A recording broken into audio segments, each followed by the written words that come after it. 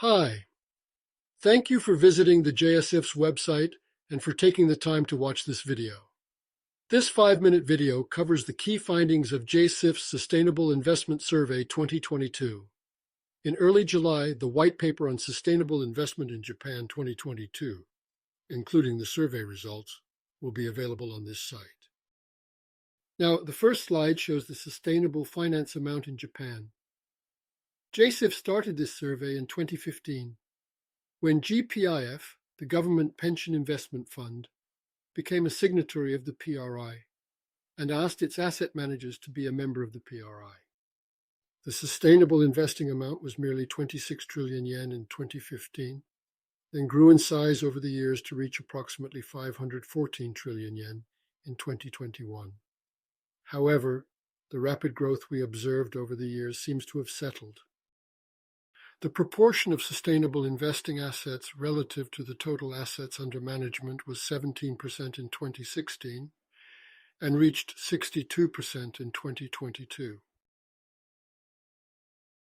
This graph shows the breakdown of sustainable investment by asset classes. The equity indicated by blue bars has reached a plateau and remained stable for the last 5 years. On the other hand, sustainable bonds, shown in orange bars, have increased significantly over the last 4 years and reached 2.9 trillion yen in 2021. In the retail market, we have experienced significant growth since 2020, reaching almost 4 trillion yen, nearly 4 times the previous peak in 2007.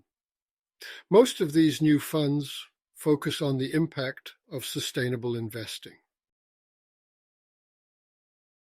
And some funds newly issued impact reports, additional disclosure to conventional ones.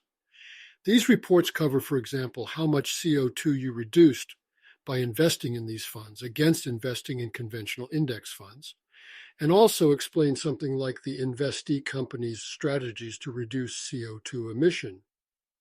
These impact reports significantly improved the fund's transparency and helped to avoid greenwashing. In March this year, the Financial Services Agency revised the Comprehensive Supervisory Guidelines for Financial Instruments Business Operators to address concerns about greenwashing.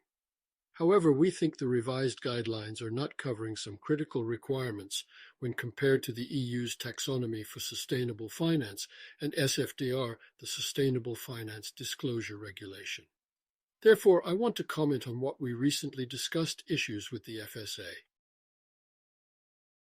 The EU's taxonomy regulation sets out 6 climate and environmental objectives and 4 conditions that economic activity needs to meet to be qualified as environmentally sustainable, while the FSA revised supervisory guidelines failed to mention 2 key requirements.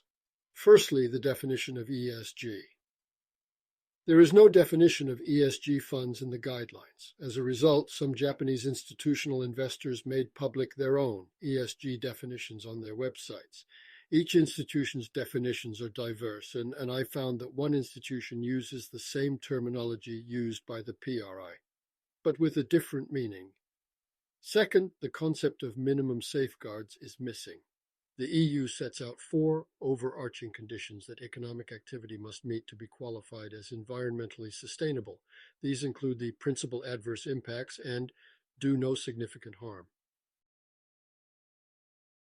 The minimum safeguards are human rights, bribery, corruption, taxation, and fair competition.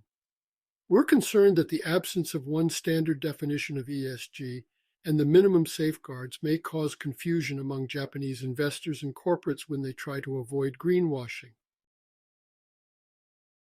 Lastly, I would like to thank everyone who watched this video.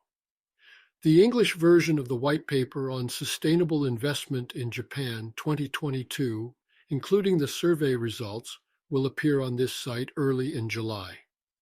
Thank you and goodbye until next time.